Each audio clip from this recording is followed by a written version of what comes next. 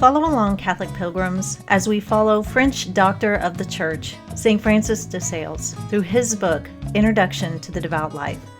Tune in as we read through this practical guide for living out the Catholic faith well.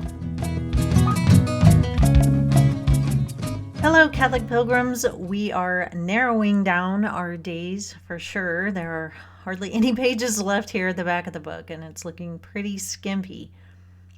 My son and I were talking the other day about the rich young man that comes to Jesus and asks what he needs to do in order to inherit eternal life.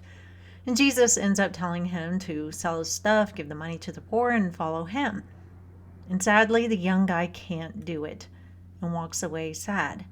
His affection for his worldly goods is such that it takes the place of his affection for God. St. Francis is going to talk to us today about our soul's affection, so let's open to chapter 7 of the 5th part. Chapter 7. Examination of the soul's affections. I have gone into detail on these points.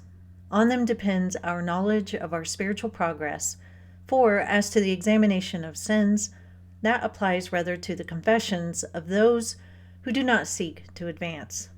And on each of these heads, you must sift yourself gently but carefully, examining how your heart has been with regard to them since your resolution, and what evident failures you have to reproach yourself with. But you may shorten the examination by inquiring into the passions of the heart, and if you are weary of the above detailed process, you can examine what you have done and how you stand thus.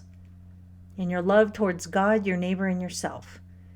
In your hatred of your own sin and that of others, for we ought to seek to do away with both the one and the other.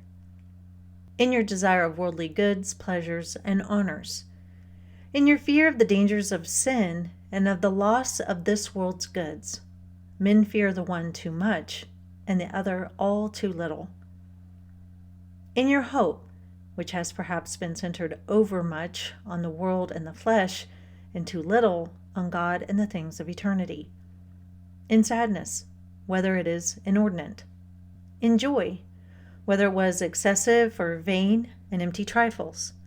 Finally, what affections hinder your heart, what passions rule it, and what most distracts it. Thus, one's condition may be tested by examining the passions one after another, just as one who plays the lute tries the several strings and tunes those that are false, either tightening or loosening them. So when we have tested the love and hatred, the desire, fear, hope, sadness, and joy of our soul, if we find these ill-tuned to the song we would raise, which is the glory of God, we can, by His grace and the help of our spiritual Father, tune them afresh. I mentioned earlier that my son and I were talking about the rich young man from the Bible the other day, and my son asked me, "Is there anything you have that would be hard to give up?" And I replied, yes. Things that have a lot of sentimental value, those things would be hard to give up, like our family scrapbooks, our special Turkish stuff, different religious items that we've collected during our travels. Yeah, all of those things would be hard to give up. I recently read the book The Hiding Place by Corrie ten Boom. I mentioned the book on my social media platforms and recommended it to everyone.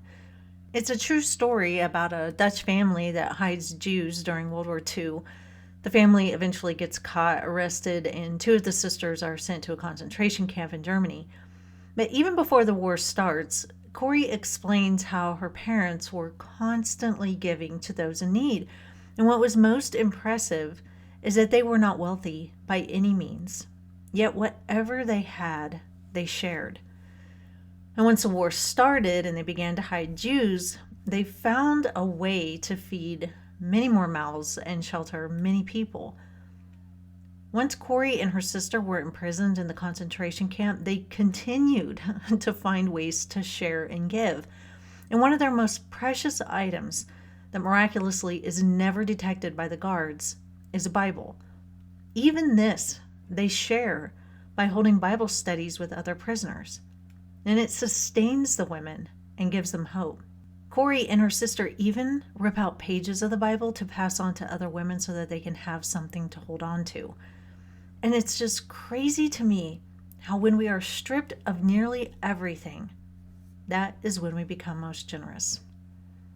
We really do need to look at what has sway over our soul. Is it things, money, power, sports, fame? What sin is our favorite to commit, and why does it have such power over us? I like what St. Francis says at the end. If, after examining the affections of our soul, quote, we find them ill-tuned to the song we would raise, which is the glory of God, we can, by His grace and the help of our spiritual Father, tune them afresh, unquote. It is quite possible to turn our affections towards God. So that is all for today, Catholic Pilgrims. Keep examining by asking these questions of yourself. And until next time, live the faith boldly and travel well.